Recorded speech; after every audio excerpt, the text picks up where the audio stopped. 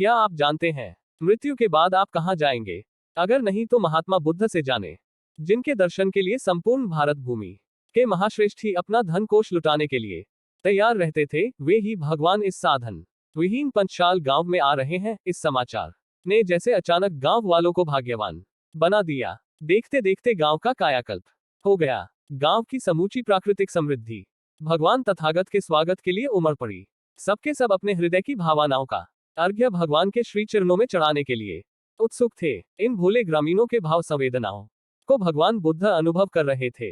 वे ठीक समय पर आनंद, तिष्य, स्थिविर, मोदग्लायन, सेवत, रेवत आदि भिक्षुओं के साथ गांव में पधारे। पल्लवों एवं पुष्पों से सज्जित मंच पर विराजमान हो तथागत ने ग्रामीण जनों पर अपनी कृपा की अमृत वर्षा करते हुए मधुर उद्बोधन दिया। इस उद्बोधन में दिशाबोध था। इसके पश्चात भगवान बुद्ध ने उनमें से प्रत्येक की कुशल वार्ता पूछी।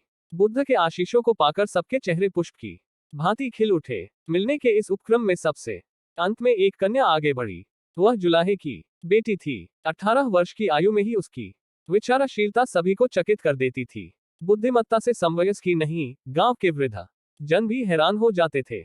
जब उसने बुद्ध के चरण स्पर्श किए तो उसे देखकर तथागत मुस्कुराए। उनकी यह मुस्कान बड़ी ही रहस्यमयी थी। इसमें ज्ञान और प्रेम का अनोखा सम्मिश्रण था। अपनी अलौकिक मुस्कान के साथ उन्होंने उससे पूछा, बेटी कहाँ से आई हो? भांते, नहीं जानती हूँ। बुद्ध ने एक और सवाल किया, कहाँ जाओगी? भांते, नहीं जानती हूँ। क्या यही जानती हो? बुद्ध ने पूछा तो वह बोली, जानती हूँ। जानती हो? बुद्ध ने पूछा, वह बोली, कहाँ भगवान? जरा भी नहीं जानती हूँ। लड़की ने दिया बुद्ध को यह जवाब। इस प्रकार की अटपटी बातें सुनकर गांव के वृद्ध लोग बिगड़ पड़े। भला ये भी कोई ढंग है भगवान से बातें करने का?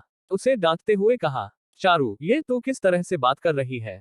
डांट डपट करने वाले वृद्धजनों को बुद्ध ने टोकते हुए कहा, उसे डांटने से पहले आप सब उसकी बातें सुने। फिर उस कन्या की ओर देखते हुए बोले, बेटी चारू, तू इनको समझा कि तूने क्या कहा है? इस पर उस कन्या ने कहा, जुलाहे के घर से आ रही हूँ भगवान। ये तो आप जानते हैं और गांव के लोग भी वाकिफ हैं। लेकिन मेरी जीवात्मा कहाँ से आ रही है? मैं किन कर्मों के परिणाम स्वरूप जन्मी हूँ, यह मैं नहीं जानती। मैं यहाँ से वापस जुलाहे के घर जाऊंगी, यह मैं जानती हूँ और आप भी जानते हैं। लेकिन इस जीवन के अंत में जब मृत्यु होगी तब मैं कहाँ जाऊंगी, मुझे कुछ पता नहीं है। इसलिए मैंने आपसे अभी कहा नहीं जानती हूँ। शुरुआत में तब आपने मुझसे पूछा कि कहाँ से आ रही है, जुलाहे के घर से, तो मैंने कहा जानती हूँ। जब आपने पूछा कहाँ जा रही है, तो मैंने सोचा शायद आप पूछ रहे हैं कहाँ वापस जाएगी, अर्थात क्या जुलाहे के घर जाएगी, तो मैंने कहा जानती हूँ।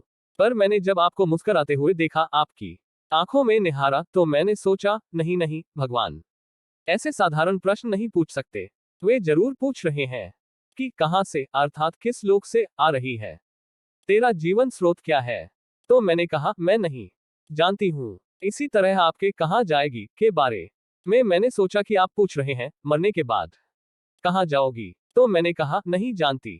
बुद्ध ने चारुलता की बातों पर मुस्कुराते हुए कहा, तूने ठीक ही सोचा बेटी, तू सचमुच ही विचारशील और बुद्धिमती है। फिर सभी ग्रामवासियों को सुनाते हुए ये धम्मगाथा कही, अद्भुतो अलोको तनुकेत विपस्याति सकुंतो जालभुतो व पो सगाई गच्छति। ये सारा लोक अंधा बना है, यहाँ देखने वाला कोई विरला ही है। जाल से मुक्त हुए पक्षी की भांति कोई विरला ही स्वर्ग को जाता है।